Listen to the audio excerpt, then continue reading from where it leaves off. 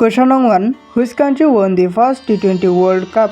এই প্ৰশ্নটো সুধিছে কোনখন দেশে প্ৰথম T20 বিশ্বকাপ জয় কৰিছিল? তোমালোকক চাৰিটা অপচন দিয়া হৈছে। ইয়াৰ ভিতৰত শুদ্ধ উত্তৰটো কি হ'ব? ইয়াৰ ভিতৰত শুদ্ধ উত্তৰটো হ'ব অপচন এ ইণ্ডিয়া। ভাৰত দেশে প্ৰথম T20 বিশ্বকাপ জয় কৰিছিল। Question number 2. Who is the first citizen of India? এই প্ৰশ্নটো সুধিছে ভাৰতৰ প্ৰথম নাগৰিক কোন? তোমালোকক চাৰিটা অপচন দিয়া হৈছে। ইয়াৰ ভিতৰত শুদ্ধ উত্তৰটো কি হ'ব? ইয়াৰ ভিতৰত শুদ্ধ উত্তৰটো হ'ব অপচন বি দি প্ৰেচিডেণ্ট। ভাৰতৰ প্ৰথম নাগৰিক হৈছে president. Question number 3. Who started the Republic Day in India? এই প্ৰশ্নটো সুধিছে ভাৰতত গণৰাজ্য দিৱস কোনে আৰম্ভ কৰিছিল? তোমালোকক চাৰিটা অপচন দিয়া হৈছে। ইয়াৰ ভিতৰত শুদ্ধ উত্তৰটো কি হ'ব? ইয়াৰ ভিতৰত শুদ্ধ উত্তৰটো হ'ব option D doctor Rajendra Prasad. ভাৰতত গণৰাজ্য দিৱস ডক্টৰ ৰাজেন্দ্ৰ প্ৰসাদে আৰম্ভ কৰিছিল। Question number 4. Archery is national game of which country? এই প্ৰশ্নটো সুধিছে ধনুৰ্বিদ কোনখন দেশৰ ৰাষ্ট্ৰীয় খেল? তোমালোকক চাৰিটা অপচন দিয়া হৈছে। ইয়াৰ ভিতৰত শুদ্ধ উত্তৰটো কি হ'ব? ইয়াৰ ভিতৰত শুদ্ধ উত্তৰটো হ'ব অপচন চি ভূটান। ধনুৰ্বিদ ভূটান দেশৰ ৰাষ্ট্ৰীয় খেল।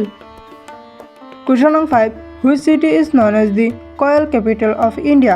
এই প্ৰশ্নটো সুধিছে কোনখন চহৰ ভাৰতৰ কয়লাৰ ৰাজধানী হিচাপে জনা যায়?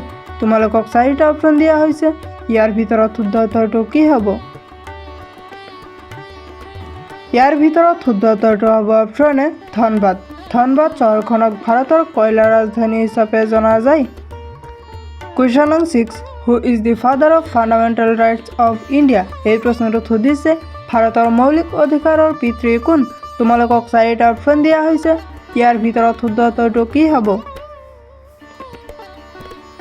ইয়াৰ ভিতৰত শুদ্ধ উত্তৰটো হ'ব option B Sardar Vallabhbhai Patel.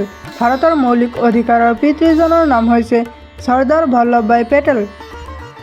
Question number 7. Who is known as the father of modern India? এই প্ৰশ্নটো সুধিছে আধুনিক ভাৰতৰ পিতৃ হিচাপে কাক জনা যায়? তোমালোকক চাৰিটা অপচন দিয়া হৈছে। ইয়াৰ ভিতৰত শুদ্ধ উত্তৰটো কি হ'ব? ইয়াৰ ভিতৰত শুদ্ধ উত্তৰটো হ'ব অপচন এ ৰামমোহন ৰায়। আধুনিক ভাৰতৰ পিতৃ হিচাপে ৰামমোহন ৰায়ক জনা যায়। Question number 8. Who wrote the book titled Discovery of India?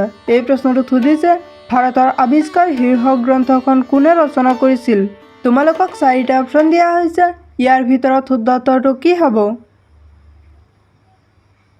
ইয়াৰ ভিতৰত শুদ্ধ উত্তৰটো হ'ব অপচন চি জৱাহৰলাল নেহৰু। ভাৰতৰ আৱিষ্কাৰ শীৰ্ষক গ্ৰন্থখন জৱাহৰলাল নেহৰুৱে ৰচনা কৰিছিল। Question number 9. In which year the first Republic Day was celebrated?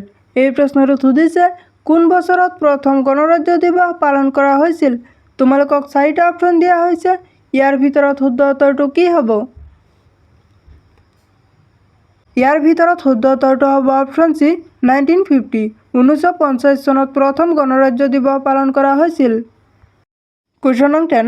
Which is the highest dam in India? এই প্ৰশ্নটো সুধিছে ভাৰতৰ সৰ্বোচ্চ মাথাউৰি কোনটো?